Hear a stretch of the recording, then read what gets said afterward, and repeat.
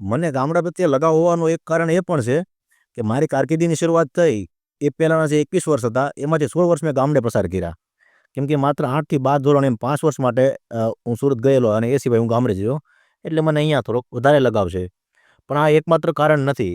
જિંદગીમાં અમુક એવી ઘટનાઓ બનતી હોય છે કે જે તમને તમારા નિર્ણયો લેવામાં થોડી મદદ કરે અથવા તો ક્યારેક પ્રેશર કરતી હોય છે. 2014માં મારું BCA શરૂ હતું. એ દરમિયાન મેં એક ઇન્ટરવ્યૂ આપ્યું નોકરી માટે અને એમાં મારું સિલેક્શન થઈ ગયું. અને મેં એવી શરત રાખી કે એક્ઝામ પૂરી કરી અને પછી હું નોકરી જોઈન કરીશ. એ લોકોએ શરત મંજૂર રાખી અને જેવું મારું BCA કમ્પ્લીટ થઈ ગયું એટલે હું નોકરી કરવા માટે અમદાવાદ જતો રહ્યો. ત્યાં મારે પાલડી રહેવાનું હતું અને નવારણ્ય વિસ્તારમાં આર્યવિલા કોમ્પ્લેક્સ છે ત્યાં ઓફિસ હતી. બહુ સાધારણ નોકરી હતી કે અહીંયા નાની એવી ઓફિસ હતી અને મારા જેવા 2-3 ડેવલપર હતા અને અમે સાધારણ કક્ષાની વેબસાઇટ બનાવતા. 10,000 પગાર હતો. પાલડીથી વાડજ અને વાડજથી નવારણ્યની બસ બદલી અને હું ત્યાં ઓફિસ પર પહોંચતો. હવે સાંજે 6 વાગે હું ઓફિસ પરથી ફ્રી થાવ અને 7 વાગે મને ફરીથી વાડજની બસ મળતી. એટલે મારે 1 કલાક માટે ત્યાં બેસવું પડતું બેન્ચ પર.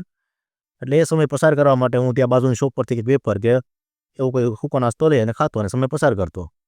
પણ હવે એ બેન્ચ પર બેસવાવાળો હું એકલો નહોતો. હું ત્યાં પહોંચું એના થોડા સમય પછી એક આધેડ દંપતી ત્યાં આવતું. એ ત્યાં પાછળની દુકાન પરથી દૂધની થેલી લેતા. થોડા સમય માટે ત્યાં બેન્ચ પર બેસતા અને પછી એ નીકળી જતા. હવે 2-3 દિવસ થયા એટલે અમારી વચ્ચે વાતો શરૂ થઈ. હવે મારી અને એ દંપતી વચ્ચે જે વાતો શરૂ થઈ ને એ બહુ બધી ડીપમાં વાતો હતી અને આખા મહિનાની વાતો હતી જે હું બધીથી અહીંયા રજૂ ના કરી શકું. અને ખરેખર એ વાતો હું અહીંયા કરવા બેસું ને તો હું એને શબ્દોથી ન્યાય પણ ના આપી શકું. પણ મને એ વાતો પરથી બરકત વિરાણી સાહેબની ગઝલના શબ્દો યાદ આવે છે કે કાકાનું જીવન કેવું હશે એમ. તો એ શબ્દો એવા છે કે કોણ જાણે હતી કેવી વર્ષો જૂની, જિંદગીમાં અસર એક તન્હાઈની. કોઈએ જે આમસ્તું પૂછ્યું કેમ છો ને એણે આખી કહાની સુણાવી દીધી. એમ જેવી મેં વાતો શરૂ કરીને તો 2-3 દિવસમાં જે કાકાએ એમના પોતાના બાળપણથી લઈ અને એમના સંતાનોના બાળપણ સુધીની બધી વાત મને કહી દીધી. અને એ વાતો પરથી મને એટલું સમજાયું કે કાકા પાસે સારી નોકરી હતી કે જે એ દિવસભર બિઝી રાખે. એમની દીકરી ગલ્ફ કન્ટ્રીમાં ક્યાંક સાસરે હતી અને દીકરો જોબ માટે ક્યાંક બહાર રહેતો, પરણિત હતો અને સંતાનો હતા. એટલે મતલબ આ કાકા પાસે બધું હતું પણ આમ કશું નહોતું કેમ કે એમના સંતાનોને એમની સાથે ફોનમાં વાત કરવા માટે કે મળવા આવવા માટેનો સમય નહોતો ક્યારેય, અથવા તો એ અનુકૂળ વાતાવરણમાં નહીં હોય જે હોય તે. પણ એ દંપતી એકલું હતું અને આ દિવસોમાં એમને મારી સાથે વાત કરવા મળી. એટલે ધીમે ધીમે એવું થવા લાગ્યું કે પછી એ લોકો જ્યાં સુધી મારી બસ આવે ત્યાં સુધી મારી સાથે બેસતા અને હું જાઉં પછી એ લોકો નીકળતા કેમ કે હવે એમને વાત કરવા માટે કોઈક મળ્યું. અને જેમ જેમ મારી વાતો થતી ગઈ ને એમ એક વાત મારા મગજમાં ઘર કરવા લાગી કે હું જેની સાથે વાત કરું છું ને ખરેખર એ મારા માતા પિતાનું ભવિષ્ય છે.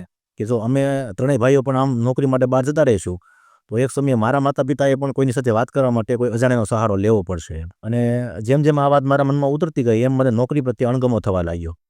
1 મહિનો મેં નોકરીનો પૂરો કર્યો અને બીજા મહિનાના 10-12 દિવસ થયા હશે ત્યાં મને નોકરી સદંતર બંધ કરવાનું મન થઈ ગયું. એટલે મેં કહી દીધું કે મારે આ નોકરી નથી કરવી. અને મને કહેવામાં આવ્યું કે વાંધો નહીં, મહિનો પૂરો થશે ત્યારે તમને આ દિવસો નહીં સેલરી મળી જશે. એટલે મહિનો પૂરો થાય ત્યાં સુધી મારે પાલડી જ બેસવાનું હતું. એટલે હું નવરો હતો એ દરમિયાન મને મહુવાથી એક ફોન આવ્યો અમિતભાઈ સિદ્ધપુરા નામના વ્યક્તિનો. જેમ અત્યારે હું ફ્રીલાન્સિંગ કરું છું એમ ત્યારે મહુવામાં ફ્રીલાન્સિંગ કરતા અને એમને એક હેલ્પરની જરૂર હતી. એટલે એણે વાત કરી કે જો તું પ્રિસ્ટાશોપમાં કામ કરી શકે તો હું તને અહીંયા સુવિધા આપીશ, કમ્પ્યુટર છે, ઇન્ટરનેટ છે અને થોડું માર્ગદર્શન આપીશ અને 8,000 સેલરી આપીશ. એટલે મેં અમદાવાદની 10,000ની નોકરી છોડી અને મહુવાની 8,000ની નોકરી સ્વીકારી. પણ એમ છતાં એમાં મારા માટે ફાયદો હતો કેમ કે અમદાવાદમાં 10,000માંથી મહિને 9,000નો ખર્ચો આવતો અને 1,000 વધતા અને અહીંયા મહુવામાં 8,000ની સેલરીમાંથી 1,000નો ખર્ચો આવતો અને 7,000 વધતા. એટલે મારા માટે એક પ્રકારે ઇન્ક્રીમેન્ટ જ હતું. આપણે ટાઈમ ટ્રાવેલવાળી ફિલ્મોમાં જોઈએ ને કે હીરો ભૂતકાળમાં જઈ અને પોતાનો વર્તમાન બદલી નાખે છે, તો એવી જ રીતે આ જે મને અનુભવો થયા એના આધારે મેં મારા ભૂતકાળમાં અમુક નિર્ણયો લીધા અને આજે મારો વર્તમાન બહુ સારો છે. હવે મહુવાની 8,000ની નોકરીમાંથી આજની રિમોટ જોબ, સારી એવી ઓફિસ, ગામડાનું જીવન, આ બધા સુધી કેમ પહોંચો એ બધા વ્યક્તિગત સંઘર્ષની વાતો છે. જો તમને આમાં રસ પડતો હોય તો કમેન્ટમાં કહેજો, હું એના ઉપર પણ વિડીયો બનાવી દઈશ.